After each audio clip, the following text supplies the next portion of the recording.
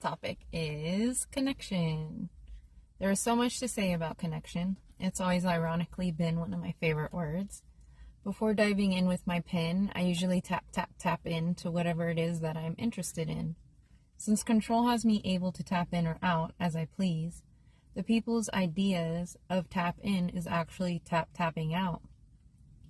Their focus, the majority, hyperfixates on the external environment, not an observance but hypervigilance. Without a real relationship with who Jesus was, with who God is, basically something bigger than them to stay connected to, they were left to their own devices. Quite literally, their devices. Connection now means targeting specific people that the majority deemed to be a specific way. They claim them as drug addicts, schizophrenics, child predators, etc., all an assumption and or desire to program them into these ways of being and thinking. These ideas basically being projections of who they are. It's like the psyche having an overload and needing to reject the shame and fear and everything. So basically when this is happening to me, usually at the gym, because you're sitting there for more than, a minute or two. At the grocery store, it's easy, you're in line for a couple minutes. But even then, stuff happens. Like, people are always looking for a scapegoat. And when you're, like, I listen to music usually wherever I go, which helps me so much. Like, I definitely suggest it for many people because it keeps you in your own flow. And a lot of people are trying to just get you down into their hell, basically. So in these moments at the gym, I speak what comes to mind given the circumstances. These ideas and systems they are all participating in leaves connection being a very scary situation, leaving space only for ego relations. I believe this system is the disordered's way of connection manifesting. The people's subconscious screaming for real connection. When the human is in survival mode, surviving on unfulfilled relations, power-played relations, basically, as their fuel, as their drive, all physical power is drained, which all begins mentally in the power plays. Basically, you're always giving your power away to receive validation, which isn't power. So it's constantly just giving. Even the narcissist, he's constantly giving to receive, giving to receive, giving to receive. Self-regulation is done through the senses. First Peter...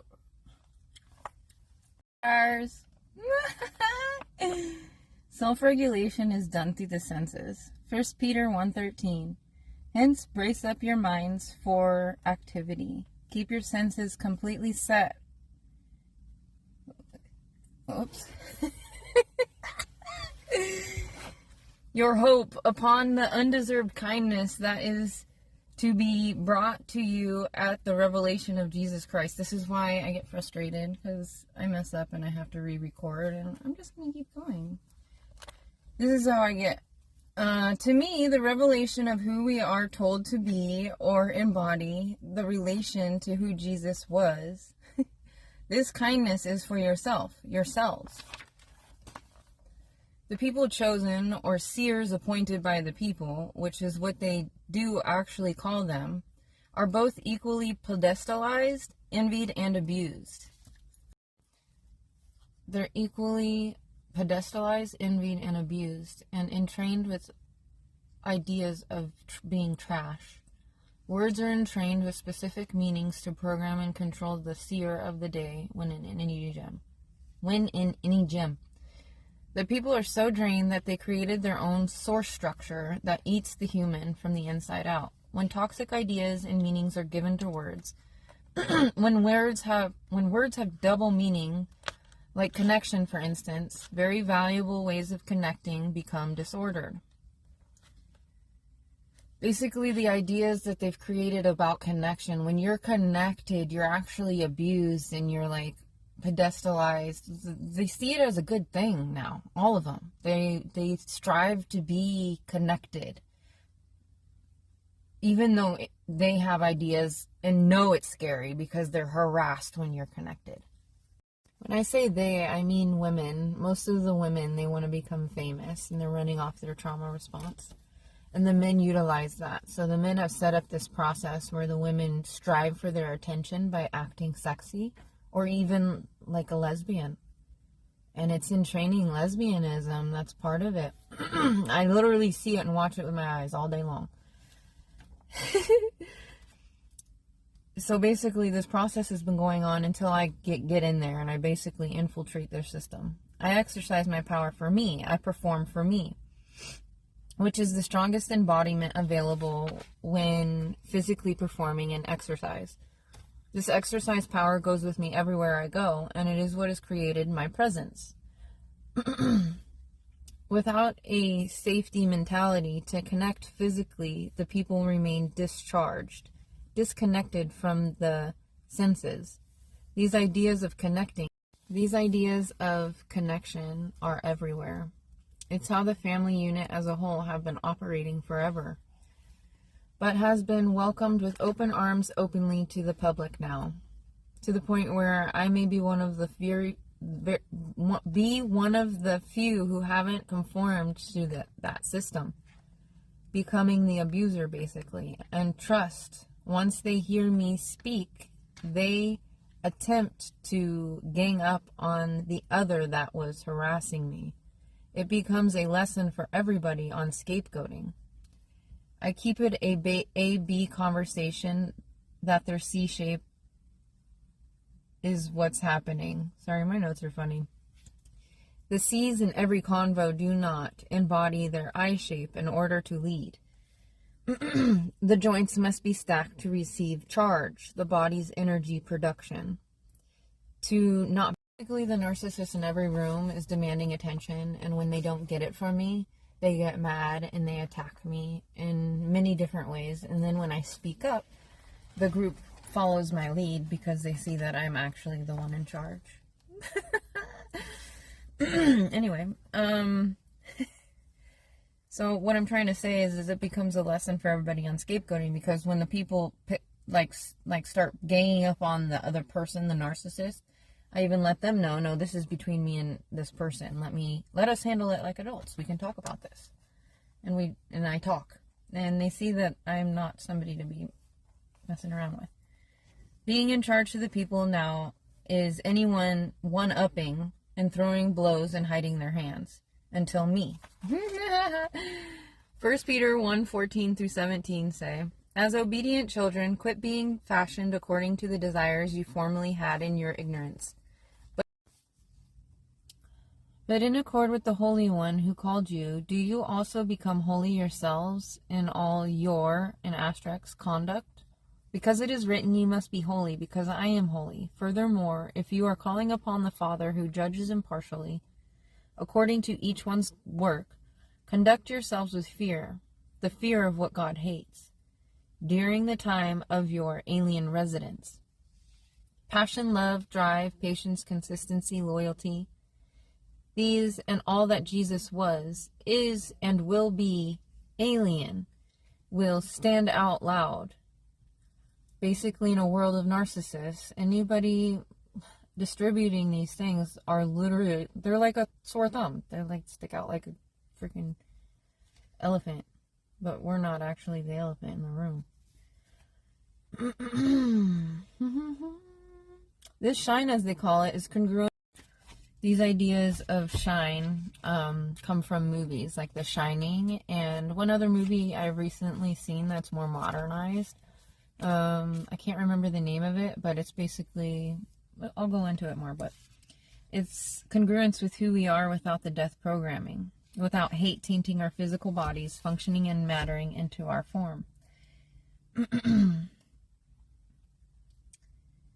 Performing sexually now precedes how our bodies actually perform when exercising, when people are working out in the gym.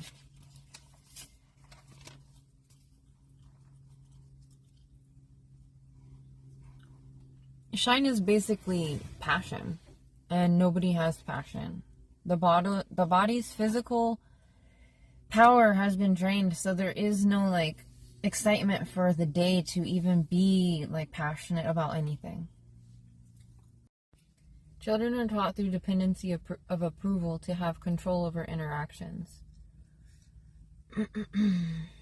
They are all taught interaction is actual entertainment. To specifically purposely make fun of the other in underhanded comments or poking at their appearance. This is the base of their interactions. Power plays drain the life out of the relationships, even though these behaviors have traumatized minds easily grasping for dear life onto the toxic relations, basically forever staying in toxicity. We don't see how common the cluster B is because most actually don't divorce. They stay together, spreading the split, generation after generation, with no structure or foundation of some kind of guidance of what spirit the home is ran by, what mood. Most families are now running on this idea of connection with strangers full of power through self-empowerment. Those actually generating power. The magnitude is mind-blowing. Being alien to earthlings has never felt so good. Being consumed mentally has everyone checked out emotionally, running on others for boosts. Codependency on the disordered parent is held together by validation and praise. Without it, it would not have them dependent. The people, when they stomp their feet and send their energy and power that we all can see in the people now everywhere. Basically, when you see someone like stomping their feet towards you, or like even their hand, it could be, but they're like sending you like validation. They're like acknowledging your existence because of something you just did. They're like giving you power. In homes with the cluster B present, this is the process that they developed. There's injustices and alliances are not allowed between the children. They're taught to fight for their parents' attention, and this situation can range from the neglectful single parent to full-blown sadism. Just the expression is different. The people now use this system on the targeted individuals in society. Facial expressions and hand signals are used to entrain targeted individuals. Children now in every home I work and see publicly are taught to bait people. The children dehydrated of their power and that are sexualized at home, sexually assault, touch their private parts, and or test people for fun. Oftentimes the abused mind, if they're being projected on and accused of something, it will take it on as if it's truth. It gets confused because it's in survival mode. This is all out in public now, where the children beat the people. It's for attention. It started in the homes I work for, but now is everywhere. It's all a projection of the world being hypersexualized and what is happening at home. The dogs and cats are sexually programmed too. This is a separate situation. I'm just giving examples now of what's going on out there. I had a lady wanting my attention so bad when I was stopped looking at directions. She was walking in my peripheral vision. I was focused, but looking in her direction. I started driving to turn around, and she suddenly started running and twitching. This because she looked like a literal zombie, like running towards my car because she wanted my attention. She was right in front of me, and I started to turn my car around to go where I needed to go, and she got like flustered and started running, and she looked so frantic for my attention. This was all in my peripheral vision. It was super funny. The people now use this system on the targeted images. Whoops, okay. It was like her mind was working way faster than her body. She totally looked like a zombie in action. Everyone will also dance for you, to your music. For me to look at them, I am guessing. It happens with groups of gardeners on the side of the street too. Or groups of people at the gym. or in the parking lots and stuff driving through. So all these actions of these guys are basically these men wanting attention from these girls who also want attention and fame. It has to do with girls wanting popularity and fame and attention. So it's like a known transaction that many do. Kind of like the Truman Show. I just spit. But they now beg for it. I think the people who go to the gym have an app or some way to tap into my music. I've tested it when they're when they're excited about a song, I change it, or I pay attention to how they're moving when my music is low and I'm still as a rock. Let me try to explain this. Basically, I listen to my music at the gym, and there must be some way for them to tap into my music, or I don't know what's happening. I don't know if like my waters in my body are linking up to theirs, but they literally dance to the beat of my music, and it's like, how do they hear it? I take my headphones out, I cover up the headphones with my hands, and I don't hear anything. So it's not like they can hear my headphones, you know what I mean? Like, there's no way that like people across the gym can hear my music. Unless they're actually listening to it some way. I don't know if they found like some app on the dark web or something. I don't know. I'm paying attention, and this is actually happening. I don't know how, but it is happening. I tested it. I even talked to them about it. I talked to them about this whole process. They don't respond back though. Nervous systems link up, but the whole music thing, like, I'm not understanding it. The men love pedestalizing any women that act sexy, no matter their age. People are now addicted to any attention. That's why we have the covert Karen. Not only that, but people are using their imagination to project this idea of themselves to where if you're in a certain state, like a childlike state, your eyes are gonna take in it for what they see. You know, like even if it's a projection of what they want you to see, like. Through the eyes, they're projecting this vision of what they want their appearance to look like, even though it looks nothing like that. The women are called seers, or that they are shining, which is a combination of our human essence and also, like the movie The Shining, physical abilities like telepathy, precognition, sensitivity to the supernatural. There's another movie, like I was mentioning earlier, about children and adults who have shine. In the movie, the bad guys literally suck the life force out of your mouth through the breath. The people without God, through bypassing God, created their own beliefs and actions in real life, making it a real life movie. By playing out actual actions trying to harass me. I'm trying to describe this. I was in the shower one day, and I mean, these are beliefs and things that I've heard. So I was just taking a shower, and I sprained my ankle a couple weeks ago. I had my first injury, and I stepped on my ankle kind of funny in the shower, and it was painful. So it took my breath away. And in that moment, even though I'm present, I'm constantly breathing when I'm by myself. It took my breath away. This lady came into the shower. She started like banging things around. Like, I knew she was trying to get my attention. It wasn't like she was just getting in the shower and making sounds because she was taking a shower. She was banging things repetitively to get my attention. Like, she'd bang the same thing over and over and over, and then she'd switch something else, different sound, over and over and over, different sound, over and over and over, trying to get my attention over in her direction. And I know this. I already know this. Like, and in this moment when my ankle started to like become painful, it was an emotional reaction that I had, a physical and emotional reaction. So when I like kind of went, ugh, like, oh my gosh, in pain, I went, ugh, and then I could feel literally something sucking off of my mouth, out of the bottom of my like my stomach, the air. So it wasn't like just like what was in my mouth. And I was calm. Like, that was more air than I normally even had. Like, I was so calm. This is a process that constantly happens. And so I'm prepared and I'm listening. I'm like listening to conversations. I'm taking in intel This is months and months and years now of observations.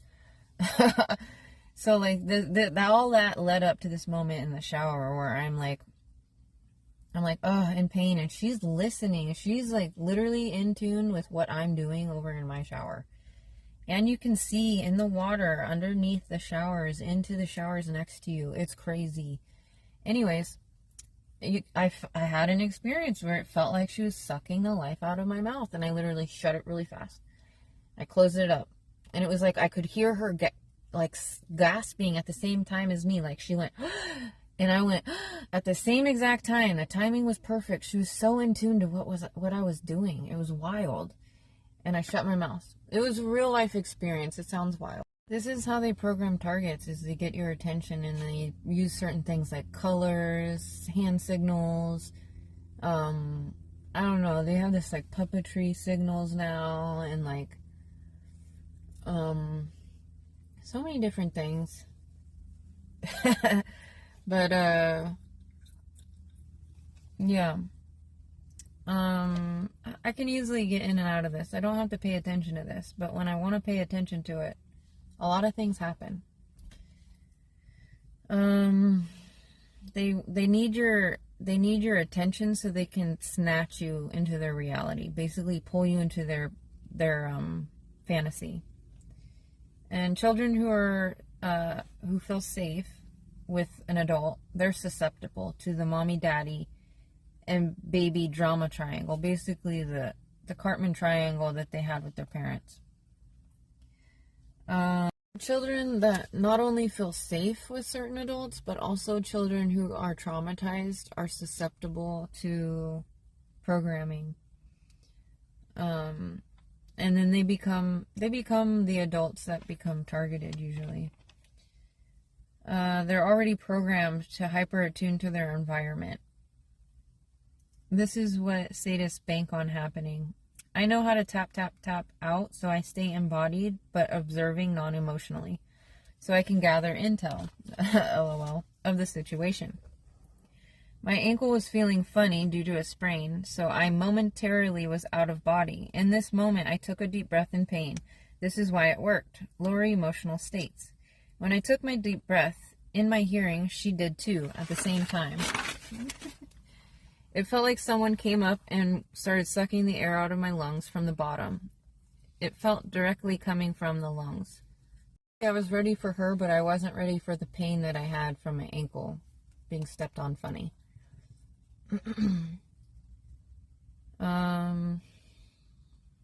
It scared me. It literally scared me. I don't get scared.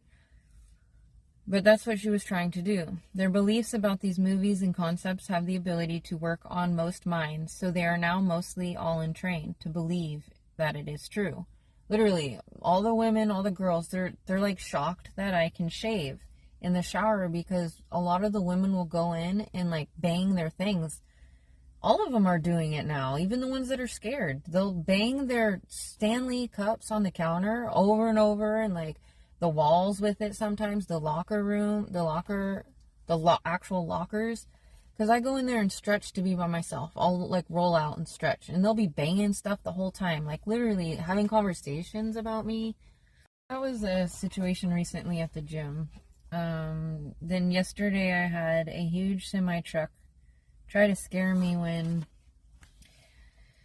that didn't work. He backed up into my car brake light and trunk.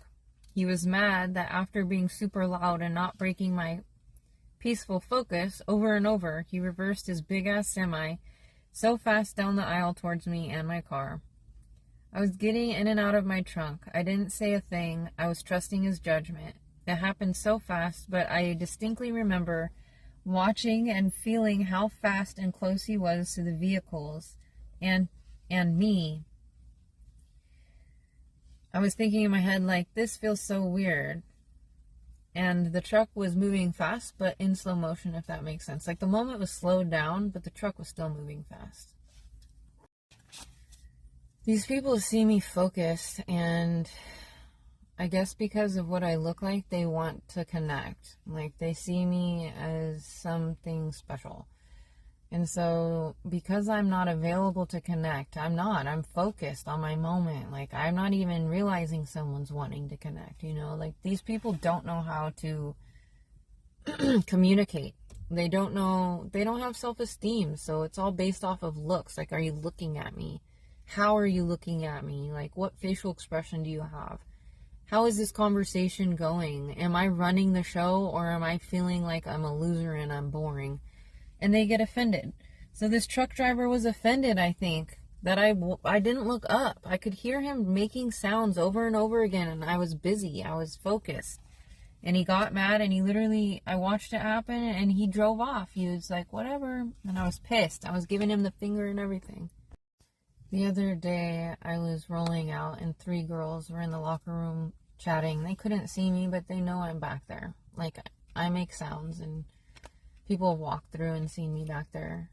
And I've told everybody I go back there to stay by myself and not be on display, because the whole thing is like all about what you look like and what you're doing with your body. And it's pretty stressful, actually, working out at the gym now. But I manage because I need to do it. Anyway, they were talking about me, and I stopped their conversation. I said, you guys need to go out there and make a name for yourself, because that's what you're actually wanting to do. They were making fun of me, and they know I can hear them. Anyways, I've had men let their dogs come after me, barking all crazy to scare me, even though they know they're not going to hurt me. It's like just to scare me. I had a guy try to act and pretend like he had a gun down the trail that I was walking on one time. He had like this towel, and he was covering up his hand as if it was a gun, like you would see in a movie or something. And then when I walked up, he was just acting all normal, because I didn't show fear, and I didn't like respond. I just kept walking. But these things are like purposely done to scare the women, and this is how the life force is being stolen out of them. It's just stress year after year. So many men have this like resentment towards women because women are pedestalized with this process, and overweight and underweight women are jealous and insecure based on beauty, and it's not really beauty, it's their body. They think the makeup and the beauty makes them who they are, but really it is the body. Most minds are either pedestalizing or scapegoating people. It's like one or the other. There's no in between right now. I'm talking everywhere. Beauty, women, being a player to be cool to other men. Both sexes are simultaneously, in different ways, pedestalizing and scapegoating each other. They split each other. Our impact would be the reversal of these semi-recent beliefs, and to not spread them. Also to teach future generations not to split. This is why the body aims for death, even if it's as simple as a depression, which is the first signs of disorder. It is just kept in the structure of the internally rotated body. Depression is kept in the internally rotated body. So the worst part of these ideas of connection to me are the lack of connection people are having with their bodies when they're working out. And because this idea of connection is demonstrated in the gym more than any other place, because you're there for an hour, 2 hours. I'm there for 3, 4, sometimes 5 hours doing different things. And it's like just groups of people run through their dynamics and how they connect. And this is how everyone is connecting. So it is taking a toll on the bodies. They're unable to connect with their bodies. Their ways of connection have literally taken over their minds and bodies now, to the point where they're off when they're supposed to be on. When they're moving in action, they are off. They are not on. Connection to the body is what keeps the person feeling alive. If the connection to the body is numbed out, or if it dies, or if things in the environment, in the one place where we do keep the body alive and in power, this process is happening to the point where the connection to the body is scary and no one is connecting. And if you're connecting to your body, you're considered a seer, as if you're this like pedestalized like person who can do these magical things. It's not really magical, but it is now. It's like, it's alien to everyone. It's crazy. It's scary. The lack of connection everyone has to the body due to like socializing. Teaching how to reverse the aging process and demonstrating it, the steps there, should be the goal. To nurture until forever. Once ingested and practiced through discipline, the body starts its rejuvenation. The body's rejuvenation is what carries life to the body again. No mind to body can house true peace and ease while at dis-ease. Physically, people numb the feelings of pain, and it spreads through unaligned joints, through disempowerment created by power plays. These power plays being the foundation of the people's communication styles. The average body now loses its mental to physical backbone due to a taught passive-aggressive style, disintegrating their integrity. Their mind receives more abuse than anyone. Depression is their depression. Anytime the voice holds back, the feelings are repressed. That's why often it's not actually the toxic person who becomes the most depressed. It's the people not speaking up to the abuse. This is what kept Jesus' body in power enough to endure the physical beatings. The integrity he built through speaking his truth. His truth was just what was actually happening. The bully or predator is gaslighting themselves of the actuality, of the actual truth, the facts of the matter and or matters. His integrity is what kept him going. The misused, misunderstood value of dismantling disorder isn't being taught because it isn't being lived, or rarely now, that is. It takes discipline to expel disordered ways of relation, but we need teachers who teach it. The solutions which are specific and take your mind and body to places it desires to be. Once a nervous system begins shut down, this is when the body begins aging. All disorder is basically in how words are communicated, what tone, what intention,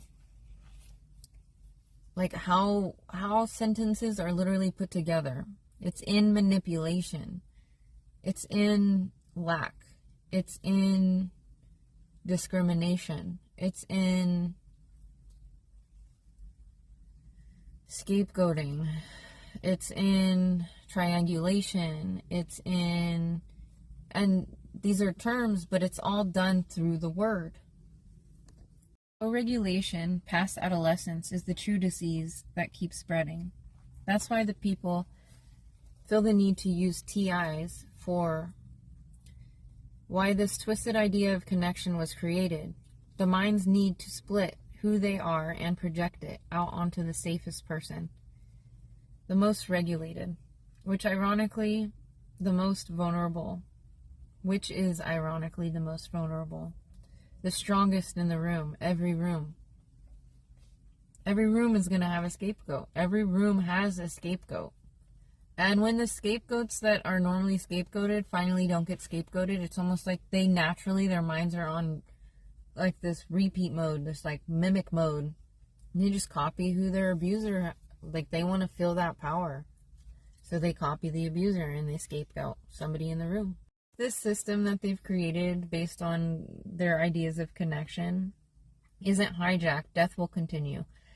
Jesus was here to show the people the polarity of the spirit in him and the demons in the people. How alien he was to the majority. That was what he was here to show.